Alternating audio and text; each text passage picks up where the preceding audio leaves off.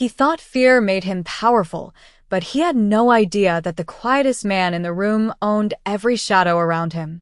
Grace Miller's fingers tightened around the silver serving tray until the polished edge pressed a thin red line into her palm, and still she smiled, because women like Grace had learned early that survival sometimes sounded like, "Yes, sir," and looked like keeping your eyes lowered beneath chandeliers bright enough to expose every bruise a person tried to hide. The lobby of the Han River Grand Hotel glowed like a palace dropped into the middle of downtown Chicago, all cream marble, gold-trimmed mirrors, crystal vases filled with white orchids, and guests wearing watches that cost more than Grace made in a year. Outside, Lake Michigan wind pushed against the revolving doors, carrying a cold March drizzle that turned the sidewalk silver, but inside, everything was warm, expensive, and perfectly staged. That was the part that made Ethan Ward's voice feel even colder when he leaned close to her ear and whispered, "You're dead when we get home." The words were low enough to pretend they had not been said, but loud enough for the nearest table to hear. A woman in pearls paused with her champagne halfway to her mouth. A man in a navy suit glanced up, then immediately found something fascinating in his phone. The hotel manager, Maya Collins, stood 10 feet away with a leather reservation folder against her chest, her eyes flickering toward Grace for half a second before sliding away. Grace did not move. If she moved too fast, Ethan would say she was embarrassing him. If she spoke, he would call her dramatic. If she cried, he would smile that clean, handsome smile and tell the world she was unstable. So Grace stood still in her black hotel uniform, with one sleeve damp from melted ice and one shoe pinching her heel from the double shift she had picked up that morning, and she swallowed the fear like it was medicine. Ethan straightened, suddenly charming again, smoothing the front of his dark blue jacket as if he had not just placed a private storm inside her ribs. "Careful, sweetheart," he said louder now for the room. "You keep shaking like that. People will think you're not trained." A few guests gave polite, uncomfortable laughs, the kind of laughter people use when cruelty is dressed well enough to pass for humor. Grace bent to retrieve the cloth napkin that had slipped from the tray, but Ethan's hand closed around her wrist beneath the edge of the table. Not hard enough to cause a scene. Just enough to remind her who he believed owned the ride home, the apartment key, the locked silence after midnight. Grace's breath caught. She looked at the floor because the floor was safer than faces. She saw her reflection broken across the marble.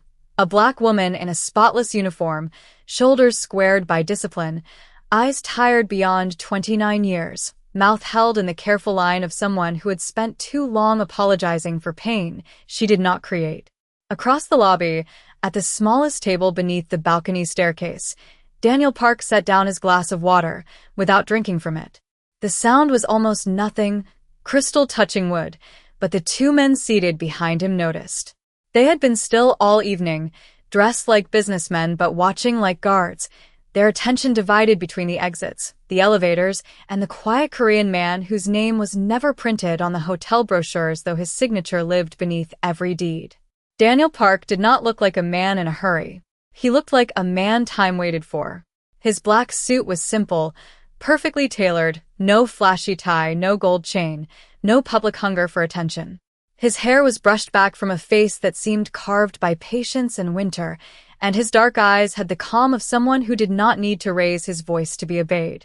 He had come to the Han River Grand that night without warning, not for dinner, not for pleasure, not for the soft jazz drifting from the bar, but because numbers had started lying in the hotel's private accounts, and Daniel Park never ignored a lie that moved money through his walls. For nearly an hour, he had watched staff pass beneath the chandelier, watched guests pretend not to stare, watched Maya Collins smile too quickly at the wrong people. Then he saw Grace Miller. Not because she was loud. Not because she asked for help. She did neither. Daniel noticed her because fear had a rhythm, and hers was controlled with heartbreaking precision.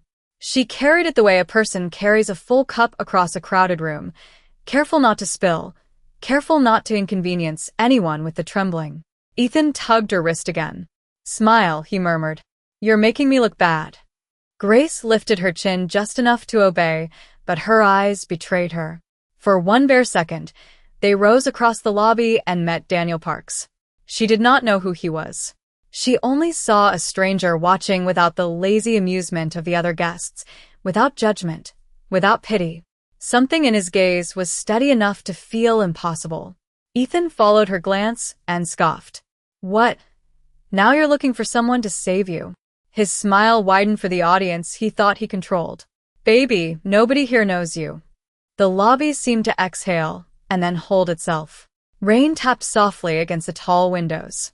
Silverware quieted against porcelain. Somewhere near the front desk, a phone rang twice and went unanswered. Daniel Park's eyes moved from Grace's face to Ethan's hand around her wrist. He did not frown. He did not rush. He simply pushed his chair back. The legs whispered against the polished floor, and every man at his table went still. Ethan was still smiling when Daniel Park stood up. 6 months earlier, Grace Miller had stood outside the employee entrance of the Han River Grand with a borrowed umbrella, $17 in her checking account, and a paper folder pressed against her chest as if it were armor. The rain that morning had soaked through the soles of her black flats before she even reached the security desk, but she had smiled anyway because the hospital had called twice that week about her mother's overdue balance, and smiling was cheaper than breaking down. Her mother, Evelyn Miller, had spent 32 years cleaning classrooms on the South Side, wiping chalk dust from desks, tying children's shoes, saving every dollar she could inside coffee cans labeled rent, groceries, and church. Then her heart began failing in quiet stages, the way strong women often suffer.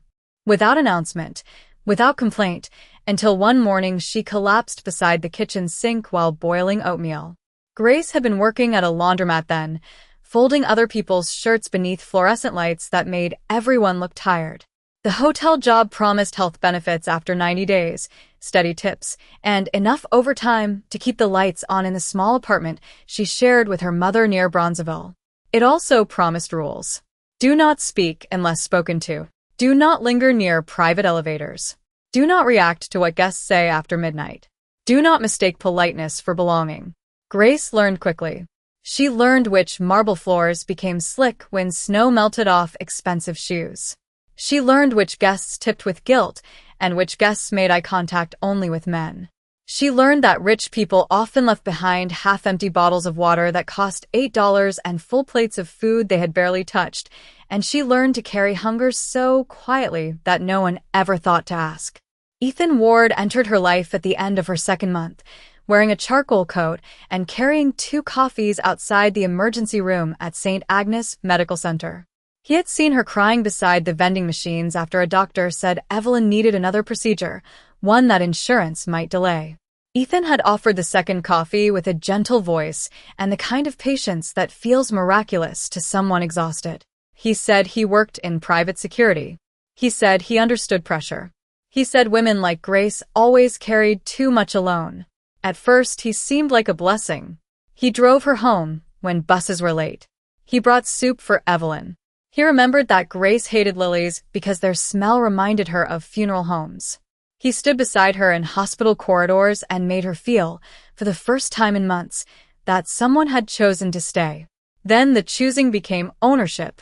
He asked why she smiled at male guests. He wanted to know who texted her after work. He said her uniform was too fitted, then too plain, then not respectful enough. He corrected her laugh in public and her silence in private. Every apology she gave became another room he locked behind her. By the winter, Grace had become careful in ways no one noticed. She kept her phone screen facing down. She wore long sleeves even when the hotel heat ran high. She stopped telling her mother the truth because Evelyn's heart could not carry one more burden. And through it all, Grace still arrived before sunrise, tied her apron with steady fingers, and greeted every guest as if her own life were not shrinking by the day. That was why the lobby frightened her more than any empty street. Cruelty behind closed doors was one thing. Cruelty beneath chandeliers, surrounded by people who could help but chose not to see, was another. And on that March night, as Daniel Park rose from his table across the golden lobby, Grace felt the old lesson tightening around her throat. Do not hope too quickly, because hope can make the fall feel higher. Daniel Park had not built the Han River Grand to impress men like Ethan Ward. He had built it because his mother had once cleaned rooms in a motel off Interstate 90, walking home after midnight with swollen feet and $20 in tips folded inside her sock, and he had promised himself as a boy that one day she would enter a lobby where no one could mistake her for invisible. The promise had taken 30 years, 3 restaurants, 2 shipping companies, and a reputation that made powerful people lower their voices when his name entered a conversation. By 42, Daniel owned buildings from Chicago to Seattle, but the Han River Grand remained personal. It carried the soft curves of Korean stone gardens in its private courtyard, the scent of roasted barley tea in its executive lounge, and a framed black and white photograph behind the front desk of his mother, Sun-hee Park, smiling in a borrowed coat on the day the doors first opened. Yet Daniel trusted beauty less than he trusted silence. For weeks, the hotel numbers had been too clean. Luxury suites booked and canceled on the same day. Private elevators reserved under shell company names. Cash deposits reported in patterns careful enough to look innocent to anyone who wanted innocence. Daniel had not announced his visit because announcements allowed dishonest people to become actors. He arrived through the side entrance just after 7 o'clock, with Victor Hayes behind him and another man waiting near the service corridor. No entouraje. No grand entrance. Only a black sedan easing into the rain, a quiet nod to security, and the owner of the hotel stepping into his own house like a stranger. From the table beneath the balcony staircase, Daniel had watched everything. He watched Maya Collins greet guests with a smile too tight around the eyes. He watched the front desk clerk slip a small envelope beneath a reservation folio. He watched the bartender avoid looking toward the private elevators whenever a certain phone rang. Daniel collected these details the way other men collected receipts. He did not need proof yet. He needed rhythm. Dishonesty always had won. Then Grace Miller crossed the lobby with a silver tray balanced in both hands, and the rhythm changed. Daniel noticed her because she moved with discipline, not fear at first, but exhaustion trained into grace. Her shoes were polished but worn at the inside heel. Her left sleeve had been mended with thread just a shade darker than the fabric. She thanked a guest who did not thank her back. She stepped aside for a couple who walked through her path as if she were furniture. Nothing about her asked to be seen, and that was what made Daniel look longer. People who demanded attention were easy to read. People who had learned to disappear usually had a story someone else benefited from burying. When Ethan touched her wrist, Daniel's expression did not change, but something inside him sharpened. He knew that kind of touch. Not dramatic enough for strangers to interrupt, not gentle enough to be innocent. A public version of a private rule. Victor leaned slightly toward him, sensing the shift. Daniel did not speak. He watched Ethan smile at the room, watched Grace lower her eyes, watched Maya look away as though her paycheck had become more important than her conscience. And then Grace looked up. Just once. Her eyes met his across the gold-lit distance, and Daniel saw no request there, no performance, no attempt to pull him into her trouble. He saw the terrible discipline of a woman trying not to make her fear inconvenient. That was when the memory came back, sharp as winter air outside St. Agnes Medical Center 3 months earlier. His mother on a stretcher. A nurse saying a stranger had called for help. A woman from the hotel district had paid for a cab, stayed until the ambulance came, then disappeared before anyone could thank her. Daniel had never found her. He had only been told she was black, young, wearing a hotel uniform, and carrying a name badge the paramedic remembered only as Grace. Across the lobby, Ethan's hand tightened again. Daniel stood, and the old promise he had made to his mother rose with him. Ethan Ward noticed Daniel Park standing before anyone else understood what it meant. The smile on Ethan's face stayed in place, but the confidence behind it flickered, the way a candle bends when a door opens somewhere far down the hall. Grace felt the change before she saw it. The pressure around her wrist loosened by half an inch, not because Ethan had become kinder, but because men like him always measured the room when another man entered it. Daniel did not walk quickly. He crossed the lobby with the calm of someone who had never needed to chase respect. His shoes moved over the cream marble without hurry, past the white orchids, past the silent piano, past guests who suddenly forgot their conversations. Victor Hayes followed several steps behind, broad-shouldered and quiet, his hands visible, his face unreadable. No one announced Daniel. No one needed to. Power has a temperature, and the room felt it drop. Ethan laughed once, too loudly, and lifted his free hand as if Daniel were an interruption in a restaurant line. "Can I help you with something?" he asked, shaping each word with false patience. Grace's heart beat so hard she could hear it beneath the soft jazz drifting from the bar. She wanted to say no, please, do not make this worse.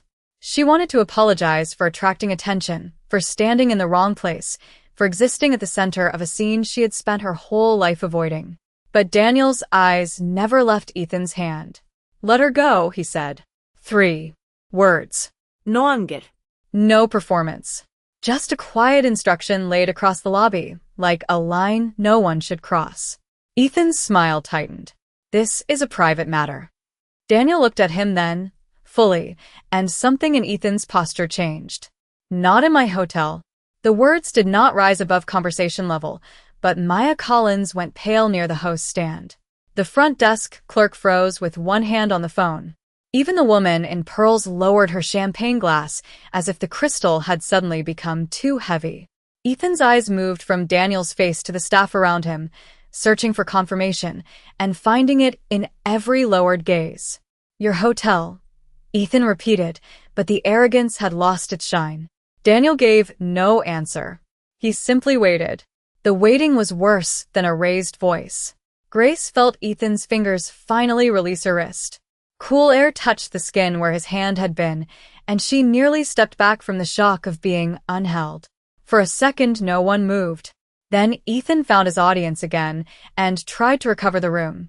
"She is my girlfriend," he said with a small laugh, turning toward the guests as if inviting them to agree. "She gets emotional. You know how it is. Some people cannot handle pressure." Grace's face burned, but she kept her eyes down. She could feel every stare landing on her uniform, her damp sleeve, her trembling hands. Ethan leaned closer to Daniel, lowering his voice while still making sure the people nearest could hear. "She works here. I am a paying guest. You really want to embarrass your own hotel over a domestic misunderstanding." The word misunderstanding settled over the marble like dust. It was the kind of word that buried truth. The kind of word people used when they wanted bruised spirits to become paperwork, fear to become moodiness, control to become concern. Daniel's jaw moved once, not enough to be called anger, but enough for Victor to stop walking. "Miss Miller," Daniel said, turning slightly toward Grace, and the sound of her name in his voice made her look up. Not girl, not sweetheart, not employee. Miss Miller. Her throat tightened. "Are you safe leaving with this man?" The lobby held its breath. Ethan's expression hardened, but Daniel did not look at him now. He looked only at Grace, giving her the one thing no one else had offered that night, a choice. Grace opened her mouth. No sound came. Years of keeping peace rose like a wall inside her. Her mother's medical bills, the apartment key, Ethan waiting outside work. Every consequence stood behind her, whispering caution. Then Daniel reached into his jacket, removed a folded white handkerchief, and placed it gently on the edge of her tray where the spilled water had gathered. The gesture was small, almost old-fashioned, but it steadied her more than any speech could have. Grace took one breath, then another. "No," she whispered. It was barely audible, but it crossed the lobby like a bell. Ethan's face changed. Daniel turned back to him, and the room went silent. For 1 second, Ethan Ward looked less like a man and more like a mask losing its shape. The charming boyfriend, the polished guest, the reasonable gentleman with the dark blue jacket and careful smile, all of it slipped just enough for Grace to see what had always lived underneath. Anger moved behind his eyes, quick and sharp, but he trapped it behind his teeth because Daniel Park was standing in front of him and the whole lobby was watching now. "She said no because you scared her," Ethan said, forcing a laugh that sounded thin beneath the chandelier light. "You put her on the spot in front of strangers. Of course she is nervous." Daniel did not blink. "Maya," he said. The hotel manager stepped forward, so quickly the reservation folder nearly slid from her hands. Yes, Mr. Park. Ethan heard the name and went still. Not completely. Just enough. The kind of stillness that comes when a man realizes the floor beneath him may not belong to him after all. Daniel kept his voice quiet. Security footage from the lobby. Last 40 minutes. Put it on the east wall. Maya hesitated, not because she wanted to protect Ethan, but because truth in a luxury hotel was usually handled behind closed doors, softened by legal language, wrapped in apologies no one meant. Daniel turned his eyes to her, and she remembered whose signature was on her employment contract. Now. The lobby changed. A busboy stopped beside the bar with a tray of untouched martinis. The pianist lifted his hands from the keys, leaving the last note trembling in the air. Behind the front desk, the large decorative screen that usually showed images of the Chicago skyline went black, then flickered to life with silent security footage. Grace saw herself appear on the screen, small and careful beneath the wide gold lobby, carrying the tray toward Ethan's table. Watching herself from outside her own body felt worse than memory. There she was, smiling when Ethan corrected her. There she was, bending to clean spilled water while he leaned over her shoulder. There was his hand closing around her wrist beneath the table, subtle enough for strangers to ignore, clear enough for the camera to tell the truth. A murmur moved through the guests. The woman in pearls pressed her fingers to her mouth. The man who had hidden behind his phone lowered it slowly. Ethan's face tightened. That proves nothing, he said. Couples argue. You are turning normal tension into theater. Daniel looked toward Victor. Victor stepped to the side and spoke quietly into his phone. No one heard the words, but everyone understood that the room had entered another kind of order. Daniel pointed to the screen without raising his hand very high. Keep playing. The footage continued. Ethan slipping an envelope across the host stand to the front desk clerk. Ethan photographing the private elevator panel when he thought no one was looking. Ethan leaning toward Grace again, his mouth close to her ear, her body freezing as though winter had touched her spine. Grace stared at the screen, her stomach sinking. She had known Ethan was cruel. She had known he was controlling.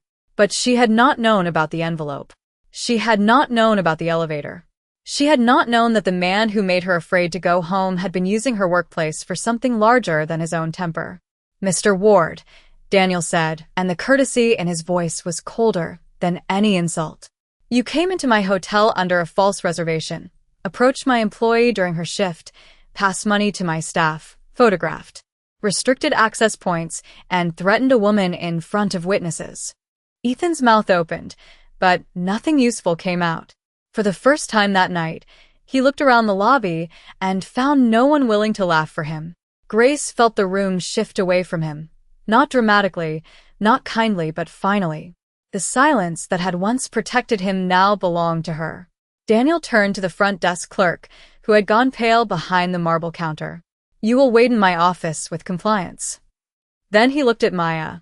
And you will explain why my employee had to say no in public before anyone here remembered she was human. Maya's eyes filled, but she nodded. Grace could barely breathe.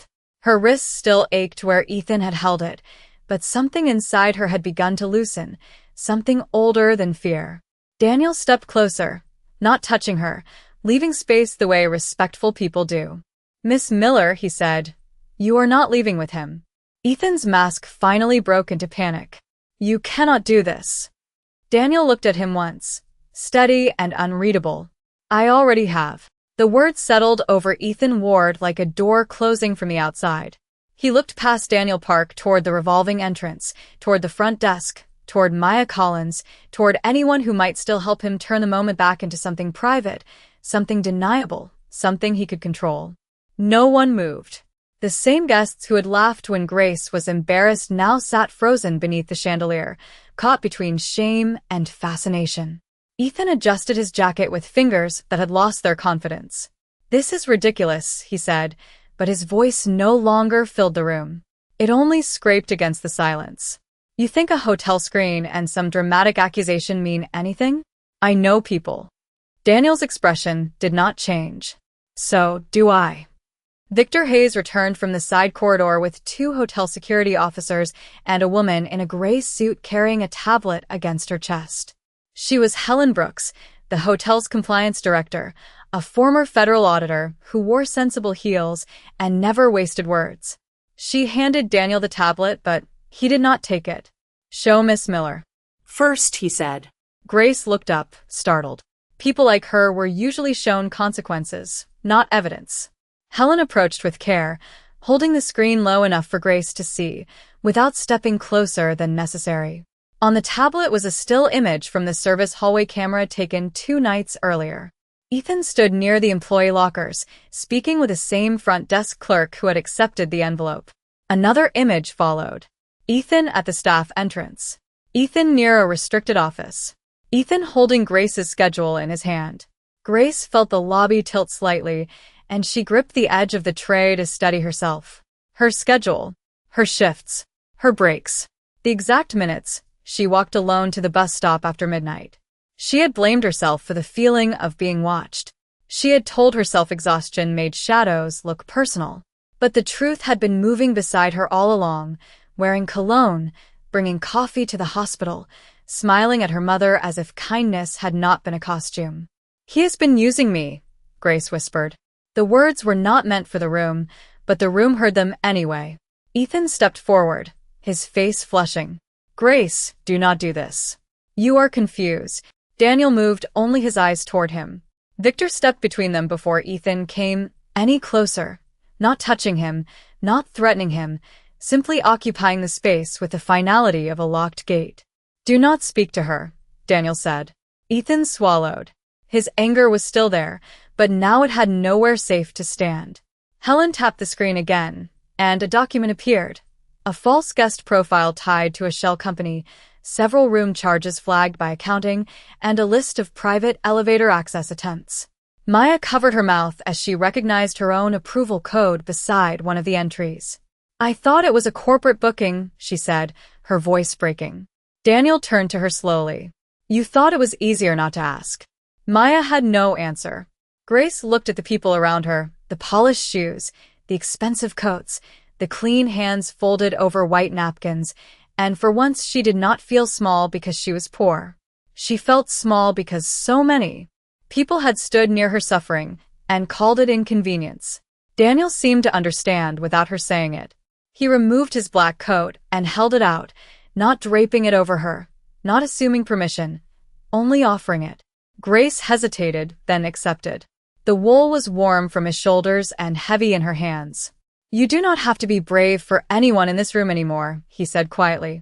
Something in Grace's face trembled. Not weakness. Release. Ethan laughed once, desperate and bitter.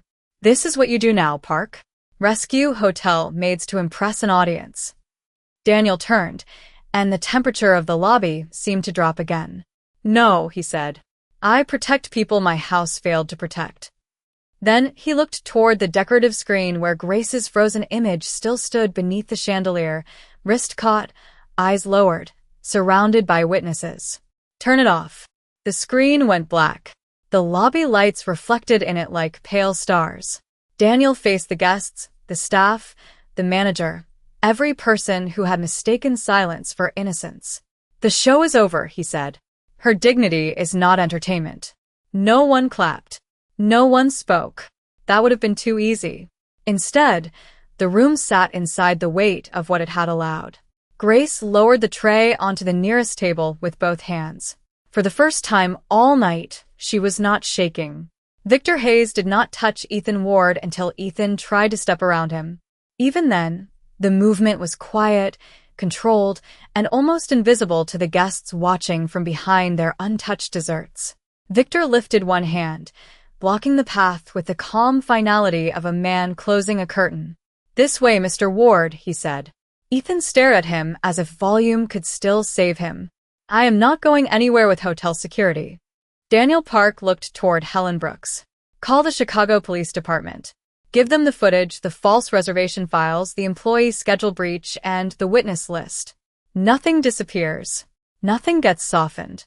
Helen nodded once and moved toward the front desk, already speaking into her phone with the crisp precision of someone who understood that paperwork could become justice when honest people refused to bury it.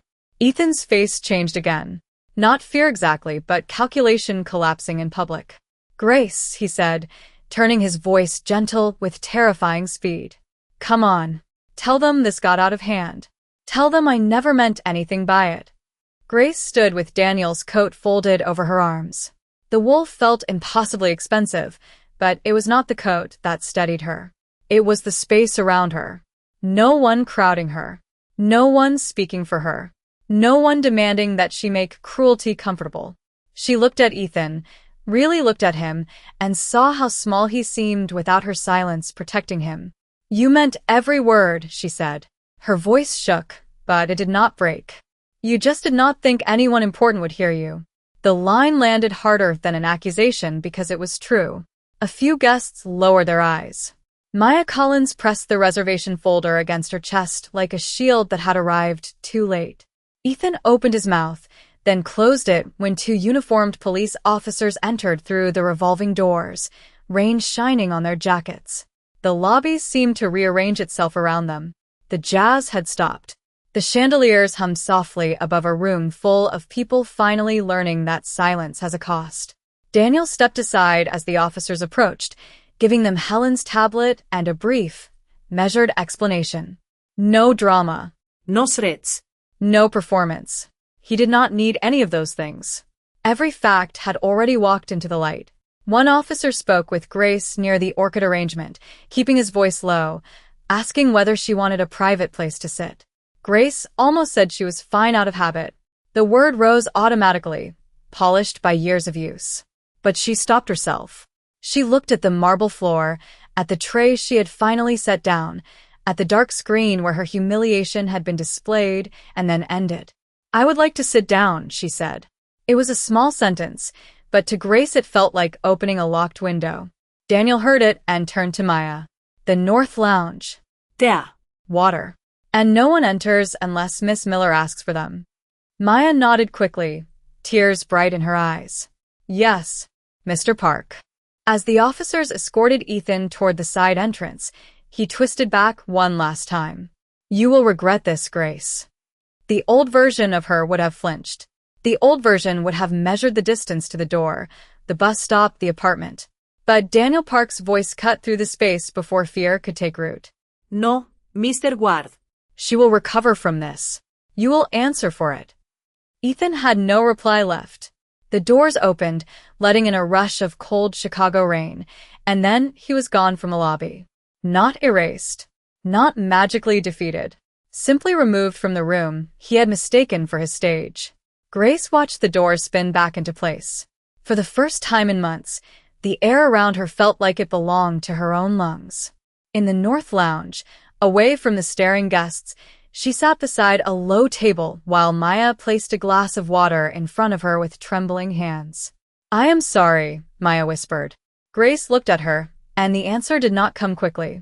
Forgiveness was not a napkin someone could hand across a table to clean the mess. It would take time. It would take truth. It would take more than tears beneath expensive lighting. Daniel stood near the doorway, far enough not to crowd her, close enough that she knew the promise was real. Grace wrapped both hands around the glass. Her reflection trembled in the water, then slowly steadied. The North Lounge of the Han River Grand had been designed to make powerful people feel calm.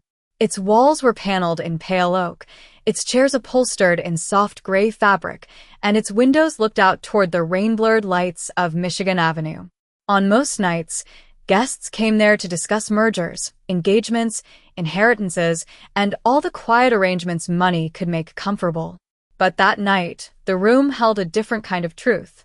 Grace Miller sat with both hands around a glass of water while Daniel Park stood near the doorway, speaking softly with Helen Brooks. Nothing about his tone changed, yet every word seemed to land with weight. Staff schedules would be locked. Security access would be audited. Every employee involved would be questioned by compliance and by police. No. Private settlement. No quiet apology slipped under a door. No version of the story that turned Grace into a misunderstanding. Maya Collins stood beside the tea service with her shoulders drawn inward, as if shame had made her smaller. "I should have said something sooner," she whispered. Grace did not answer right away. Outside the glass, taxis moved through the rain like yellow ghosts. She thought of all the times Maya had looked away, not only tonight, but before. The quick glance at Grace's sleeve. The silence when Ethan waited near the staff entrance. The way management had praised Grace for being reliable while never asking what it cost her to be that dependable. "Yes," Grace said finally. The word was not cruel. That made it heavier. Maya lowered her eyes. "You are right."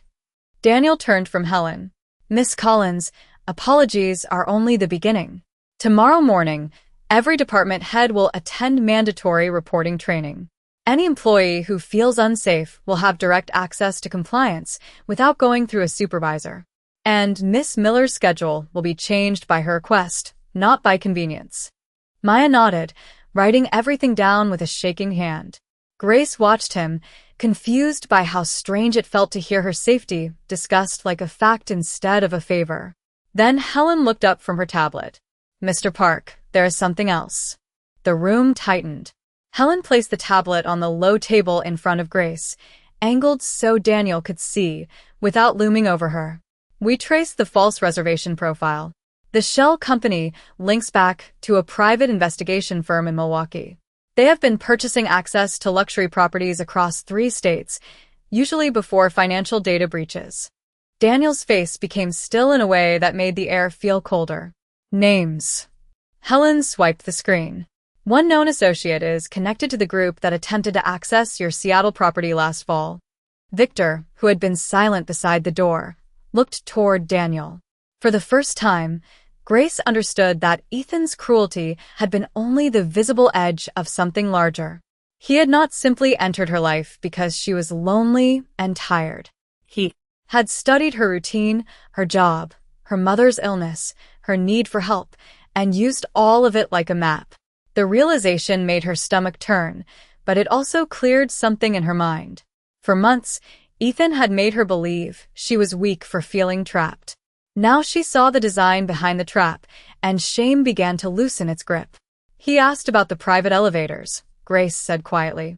Daniel's eyes moved to her, attentive but careful. "When?" "A few weeks ago." He said he was curious why some guests never used the main lobby. "I thought he was just trying to sound important." She swallowed. "He also asked which nights you came in." Victor stepped forward half an inch. Daniel lifted one hand, and Victor stopped. "You did nothing wrong," Daniel said. Grace almost rejected the sentence. Habit rose fast. "I should have known. I should have noticed. I should have left." But Daniel seemed to hear those thoughts before she spoke them. "People who manipulate kindness depend on good people blaming themselves," he said. "Do not help him do that." The words entered her slowly, like warmth returning to cold fingers. Grace looked down at the tablet, then at her own hands. Hands that had cleaned rooms, carried trays, counted pills for her mother, signed hospital forms, and held together a life no one in the lobby had bothered to understand. "My mother," she said suddenly, fear rising again. "He knows where we live." Daniel did not move closer, but his voice softened. "Not tonight. Victor has already sent 2 hotel drivers and a female security supervisor to your building. They will wait outside until you speak with the police and decide where you want to go. Your mother will be told only what you want her to know." Grace closed her eyes. This time, when tears came, they were not from humiliation. They were from the shock of being protected without being owned. In the doorway, the lobby beyond remained silent, gold and marble and full of people who would remember this night differently than they entered it. Daniel looked at Grace, not as a rescued woman, not as an employee, but as the person whose courage had exposed what his walls had failed to see. "Miss Miller," he said, "when you are ready, I need your help finishing the truth." Grace Miller did not answer Daniel Park immediately. She looked through the glass doors of the North Lounge toward the lobby where the guests still sat in their expensive silence, and she understood that truth was not a single dramatic moment. Truth was a hallway you had to walk down after everyone stopped staring. It was a police statement given with shaking hands. It was a manager admitting she had ignored warning signs. It was a front desk clerk confessing that the envelope had paid for access he never should have sold. It was Helen Brooks sending files to investigators before anyone powerful could ask for them to be cleaned up. And it was Grace, sitting upright beneath soft oak lights, choosing not to protect the people who had failed to protect her. When the officers returned to ask more questions, she told them everything she remembered. The questions Ethan had asked about private elevators, the nights he had waited outside the employee entrance, the way he had praised her for being useful and punished her for having boundaries. She did not say it perfectly. Sometimes her voice thinned. Sometimes she had to stop and drink water. But Daniel remained near the doorway, never interrupting, never finishing her sentences, letting her own words stand where fear used to stand. By midnight, the rain had softened to mist. A hotel driver called to say Evelyn Miller was safe, confused but calm, with a female security supervisor waiting downstairs and a warm meal delivered from the hotel kitchen. Grace pressed a hand over her mouth when she heard that. For months, she had believed survival meant carrying everything alone. Now, help had arrived without demanding pieces of her in return. In the lobby, Daniel gathered the staff, who were still on shift. He did not raise his voice. He did not need to. This hotel was built because my mother spent her life entering rooms where people saw the uniform before the person, he said. If anyone under this roof is treated as less than human, then the failure belongs to leadership first. Maya stood among the staff with red eyes and no excuses. The front desk clerk sat in Daniel's office with compliance, waiting for the consequences of choices he had thought would stay small. The guests watched from a distance, no longer entertained, no longer comfortable. Grace stood at the edge of the lounge, Daniel's coat still folded over her arm. She expected to feel exposed, but instead she felt strangely clear, as if the storm had washed a window she had been looking through for years. Daniel turned to her in front of everyone, but his voice was gentle enough to keep the moment hers. Miss Miller, you have a position here as long as you want one. If you choose to leave, you will leave with full pay through the month, medical support for your mother, and a written recommendation from my office. If you choose to stay, you will never again be asked to make yourself invisible to keep this place comfortable. Grace looked around the lobby. The marble floors, the orchids, the chandelier that had watched her humiliation and now watched her breathe. Then she looked at Daniel. I will stay, she said softly, but not because I am afraid to leave. A quiet understanding moved through the room. Daniel nodded once. Then we will make this place worthy of your staying. Near the revolving doors, dawn had begun to pale the sky over Chicago, turning the wet streets silver. Grace stepped outside with a hotel driver waiting by the curb, not as a woman being rushed away from scandal, but as someone being taken home safely. Before she entered the car, she looked back through the glass. Daniel Park stood in the lobby beneath the fading gold light, no longer just the owner of a hotel, but a man who had remembered what power was supposed to protect. Grace held his coat a little tighter against the morning cold, lifted her chin, and walked forward. And that day, the world remembered what dignity looks like.